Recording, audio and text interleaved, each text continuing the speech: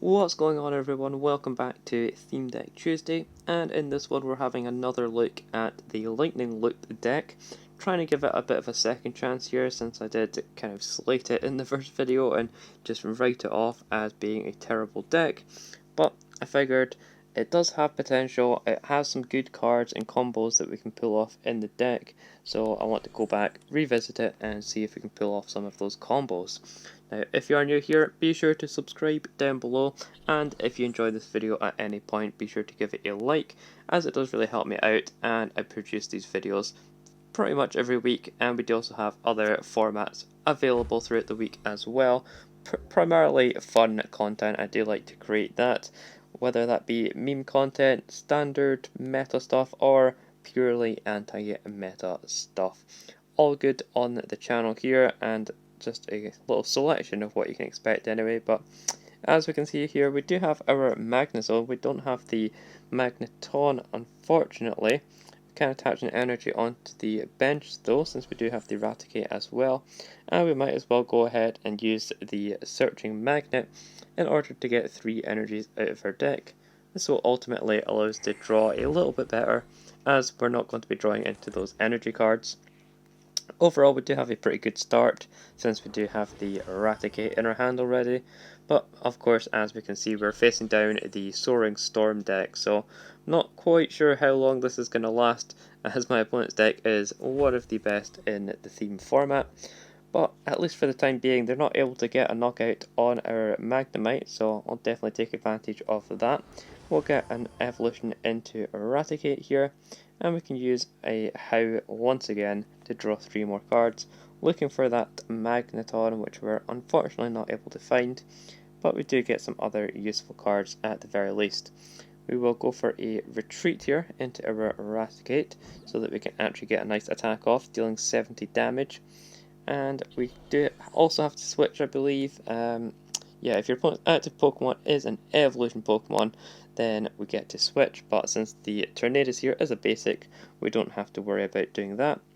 And with nothing else to do, we'll just go and deal our 70 damage. We are going to be 2-hitting the Tornadus, and we are able to protect that Magnemite that we have on the bench there. So hopefully these lookers, the supporters in our hand, are going to draw us into some Magnemite, potentially another Magneton as well, or vice versa, I suppose. But we see my opponent getting their stage 2 down. They get themselves a Dragonite. Not that they need it, because they have 3 turns here. Being able to attach an energy every single turn is going to allow them to deal 80 damage, which is enough to knock out our poor Raticate there. We do have a Dodrio here, which does have free retreat, so I don't mind it promoting this and just evolving. Having that option of free retreat is always brilliant in this situation. The attacks here though do have a 2 energy attack cost, which isn't going to be great, as we have a lot of energy to work with, but unfortunately none of that actually on our board. But we do get a Magneton into play, which is very nice. And now the question is, do we want to sacrifice our Dodrio here that we just evolved into, or do we retreat into our Zeraora? We're going to have to lose a lot of energy if we try and go down that route, but I think it could potentially work out for us. It should be easy enough to knock out the Tornadus, since we can deal 90 damage here, or potentially just flip some coins with our Dodrio. So honestly, I think we'll just retreat here and sacrifice the Zeraora if need be, and we'll start attaching energy onto the bench here. We do have the Magnezone in our hand though, so on this following turn, as long as my opponent doesn't get a knockout on our Zeraora, we should be in a good spot to deal some big damage. Of course, we could have just left the Dodrio in the active, it would have survived the Tornadus as well, but I think it is a good attacker overall in this particular deck, so I kind of want to hold on to that, especially since it does have free retreat. It's a great option, as we just seen there, to promote once one of your Pokemon has been knocked out. But my opponent is going to be looking to set up their board as well, establish some other attackers for when this Tornadus gets knocked out, and potentially get up a second Dragonite. They're going to be attaching onto the Thunderous though here, which is also a good attacker. That is going to allow them to get some big one-hit knockouts. and also boosts the damage of the Tornadus, as we can see there. We do have the Looker. Once again, we're going to be making use of that to draw 3 cards from the bottom of our deck. Unfortunately, none of them are actually going to be all that useful to us, but that's alright, as we can start attaching a bunch of energy from our hand with the Magnezone here. And we will have to attach a third energy. A little bit of overkill for the defending Pokemon here, but that's quite alright. We'll start attaching a couple onto the Magnezone as well, and that's going to allow us to use the Lily that we have in our hands for the following turn. Could potentially attach all of the energy. I mean, I don't hate doing that, but at the same time, I suppose we don't really have any other options, so we might as well attach it all onto the Magnezone and use that as a backup attacker if we need it. We do have to deal more than 20 damage, so unfortunately, as I said, going to be a bit of overkill on this defending Tornadus, dealing 300 damage as we're hitting it for weakness, but we do finally take a prize card. Pretty sure that's probably better than what I did the last time I tried out this deck. Sometimes the deck will work like in this situation, and you can get your Magnezone going, and that will really get you set up for the game, as you can accelerate energy so quickly compared to the Dragonite, where you can only attach 2 per turn. But in this case, we've done well to get Magnezone going. Some games that you play, you're not going to get that Magnezone up, and you're going to have a very hard time to actually get anything going, especially with the amount of energy in the deck. It's quite difficult to get some good draws and get some useful cards in your hand overall. We see here though my opponent gets the Pidgeotto, which is going to give them the Airmail ability. Drawing some additional cards definitely helps them out. And they get the knockout here with the Thunderous. We'll promote the Dodrio again, so we have that free retreating option. And we do draw into another Pokemon that we unfortunately can't use, but we're going to look to get a knockout on this Thunderous. My opponent only has 4 cards in their hand. I highly doubt they're going to get a return knockout with the Dragonite, so I'm quite confident here to get a knockout with the Magnezone that we have available. It's a little bit sketchy that we have to go this route, but it's just something that you have to make a decision on in the theme deck format. So let's go ahead and use the attack here. Get a nice knockout. 130 is going to be all we need to get the knockout here. And Magnezone can't attack on the following turn, but that's alright. We draw a switch off of the prizes. It couldn't have been any better. That is the exact card we want, as we can then switch this Magnezone back onto the bench. And my opponent is going to be stuck here trying to get enough energy into play, but as I said, that Dragonite only attaches 2 energy from the hand, so attaching 1 manually for the turn is only going to get them up to 3 energies in play. That's certainly not going to be enough to deal with this Magnezone just yet, and it gives us a little bit more time to try and develop another attacker if we can. My opponent here going for another Airmail. They're going to be looking to try and get a bunch of energy into play if they can on something that isn't a Dragonite, but it does give us the opportunity to attack and deal some damage on that Dragonite. We could use the first attack here on the Dodrio, flip 3 coins. This attack does 60 for each head. If we're feeling like a bit of a high roll, we could try and take a knockout on this Dragonite, but looks like they are retreating instead. We're just going to look to sacrifice a Pidgey, which is definitely reasonable. Don't want to be giving up that Dragonite. So we'll use our switch and go back into the Dodrio here. We don't have a lot of options, since we could attach an energy just to draw a card with the Lily, but that doesn't seem too great. Honestly, I mean, drawing 1 card could be good to get us an attacker, but it just seems so wasteful. The Fisherman isn't going to help either, since we don't have any attackers to attach the energy onto, so you know what, I'll attach it onto the Magnezone. At least then we have it as an option to retreat as well. And here we get into a Magnemite, so I'll take that since we do have the entire evolution line in our hand, and we can go ahead and get this knockout on a Pidgey. Going down to 3 prize cards.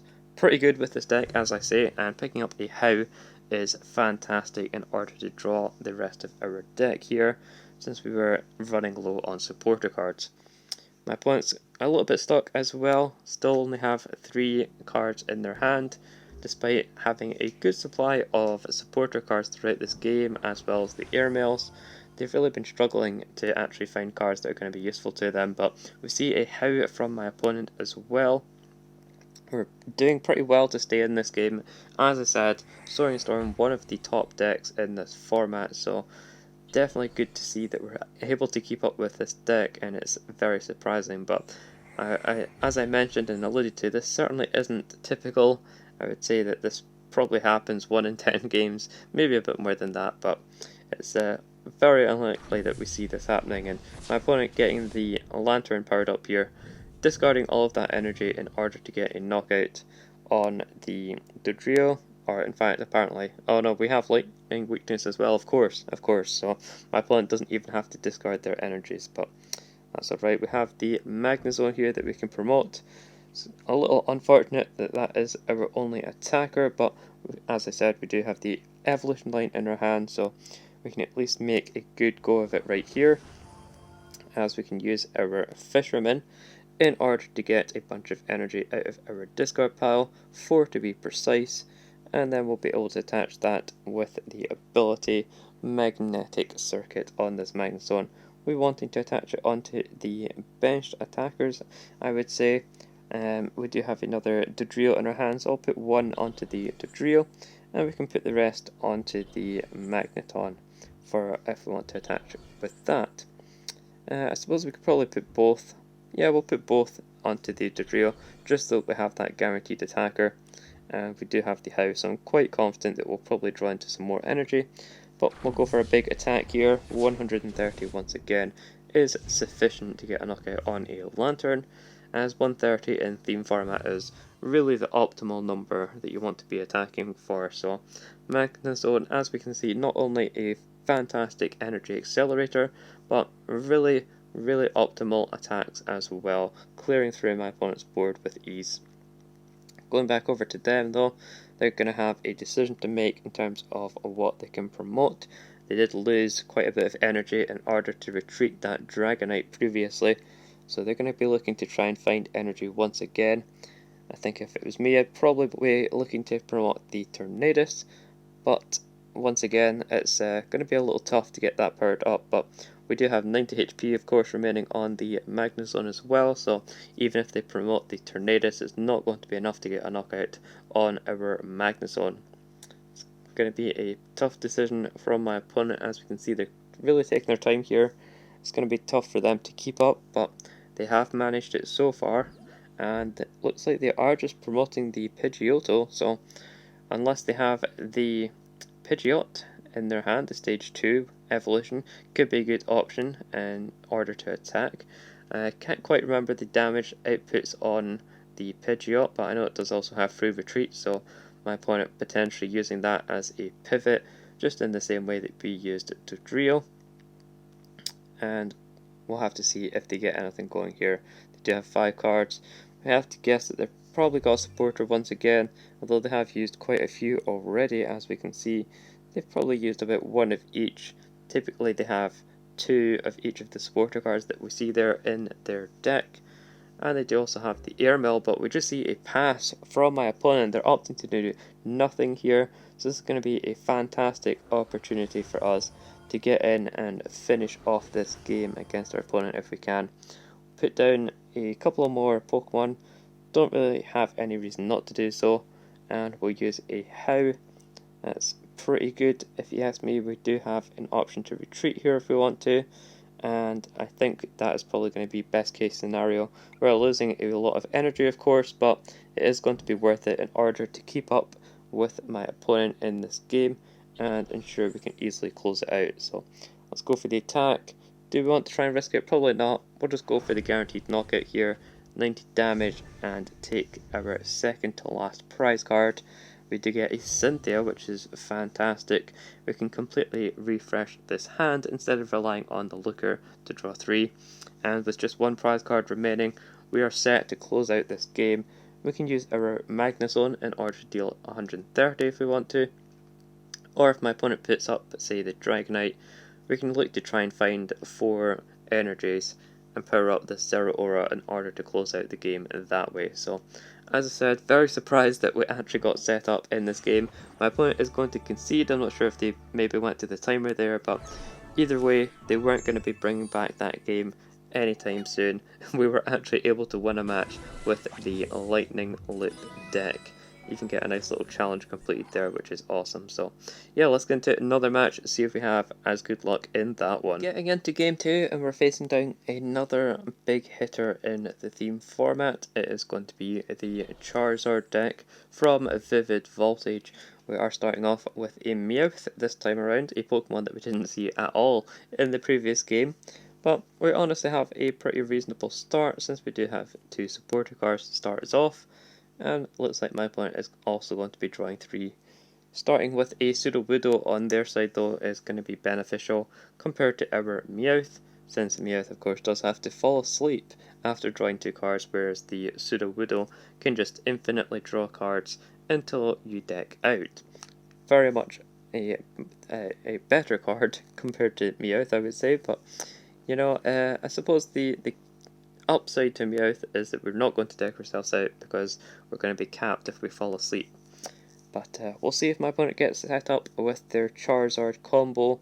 They're going to be looking to get a couple of Charizards as well as discard some Leons. And it looks like they're getting some Yanmas and Yanmegas into play as well here. They do go for that energy, which potentially they misclicked here. I'm not quite sure why they did that, but they used Flail instead, which is not going to deal any damage, as it requires the Sudowoodo to already have damage on there. So not quite sure what my opponent was thinking in that situation, but that's alright. We'll use our Caterday here and go ahead and draw 2 cards. We do actually wake up from the sleep, which is awesome. And that's going to be all we can do. We do have the entire Magnezone line in our hand once again, so yeah, this deck has been nice to me, I guess, since we gave it a second chance. It wants to show me that it is capable of winning games, or at least taking some prizes if we're not able to win, and hopefully that can be the case in this game as well. My opponent just not understanding how Sudowoodo works at all, because they keep using Flail here. That's just going to be giving us free turns, but hey, maybe my opponent realizes that we're not using the most optimal of decks and they want to help us out here by giving us free turns. Who knows, but I'll certainly take it either way, as we're getting into some fantastic draws off the top of our deck here, thanks to how. We can also use a Caterday once again, draw 2 more cards with our Meowth, and wake up as well, so even better. Not that we need it, as we do have a couple of switches in our hand already. And looks like my opponent is going to be building up some attackers on their bench. Got a Lugia going back there, which could get some serious damage out if they attach the energies, but mainly they're just looking to power up that Yanmega from the looks of it from here. And we do have another pass from my opponent essentially, but we get our Magnezone into play. We can use a Looker, draw 3 cards from the bottom, seems pretty good to me, and we can also get our Dodrio into play once again. How do we want to go about getting a knockout on the Sudowoodo now? Do we want to knock it out with the Zero Aura? I think we probably do. The only downside, of course, is that we have to discard all of the energy, and then my opponent will come in with the Yanmega here, although it does require 4 energy in order to deal 130. So that does give us a little bit of time, I suppose. Let's go for a retreat, I think. Yeah, we'll retreat. We don't want to waste a switch just yet, so we'll retreat the Meowth, and we'll use the Magnetic Circuit to attach an energy onto the active, and we can also start attaching onto the bench as well, since we have it available. We'll hold on to some of these energies, I think. We don't want to go overboard just yet, and we can now get the knockout. Oh man, oh of course. Now I've completely messed up, done the same as what my opponent's been doing. I'm getting way ahead of myself. I was thinking that this was a Zero Aura, but it is absolutely not. It is a Stunfisk, so we do actually have to kind of play around this. Yeah, my bad, totally got ahead of myself there, but these things happen. Just, as I say, in the pure excitement of actually getting this deck working for once, I got a little bit too ahead of myself, but as we can see, my opponent once again doesn't really know what's going on or how to play their deck, which is perfectly fine by me, as it gives us plenty of turns to get something going. So let's attach some energies once again, put some energies onto the Magnezone here before we use a Cynthia. We're going to be losing some of these switches, but I think that's alright, as we do have the option here. I think we can use one of them in order to switch into a different Pokemon. I suppose we could go into a Magnezone. It's just a little unfortunate my opponent now is going to be in a much better position in order to get a counter attack, but Magnezone does have 150 HP, so let's go for a switch into that, and then we can use our Cynthia, looking to get just one more energy, which we should be able to since we do have plenty in the deck. And of course we do find that, and we do also find a switch. We actually get the switch back, which is perfect. Do we want to attach more energy with our Magnezone? Potentially, since we do have Zeraora, we'll go for that. Make sure that we have plenty of attackers available, as you can never have too many attackers, especially in this format. So we'll attach all of those, go for the knockout, finally getting a prize on the Sudowoodo after a little misstep there, but as I said, no big deal, as my opponent was just using Flail, flailing around with that Sudowoodo, not really knowing how to use it, and that suits me just fine. My opponent bringing up the Yanmega, as we expected, going to be dealing 130, which is nothing to scoff at for sure, but not going to be taking a knockout on Magnezone quite yet. We do have that switch available, as I mentioned, in order to get this out of the active. I believe this Yanmega is weak to fire, which is a little unfortunate as we're not able to hit it for weakness, but we do certainly have a plethora of other Pokemon we can use here. We'll switch into our Dodrio so that we get that free retreating action, and then we'll Cynthia, looking for some other cards like Energy, which we do find, and we can use that to put it onto our Zeraora, I think. Probably going to be the best option, as Stunfisk isn't doing quite enough damage at the moment. Definitely don't want to use the Dodrio, so let's go in with our Zeraora, discard all of our energy, we get the knockout there, and it's going to be on my opponent to see what they can come up with. We do also just need to get a Fisherman going, which we have in our hand. That's going to allow us to recover these 4 energies which are in the discard pile, and we can then reattach those onto the active with our Magnezone. My opponent is just going to scoop it up though. They've had enough of it. They don't want to deal with the deck anymore, so you know what? I'll take that. Seems like a good place to finish out the game, and hey, if it was a best of 3 scenario, we would have won that best of 3 as we just won those first 2 games. So let's leave it there. That was certainly a good one. As I mentioned, the deck performed very poorly last time, but this was a case where we were able to show off the deck very favourably, which is what I like to see on this series in theme deck format. So perfect video if you ask me, and I'll see you in the next one.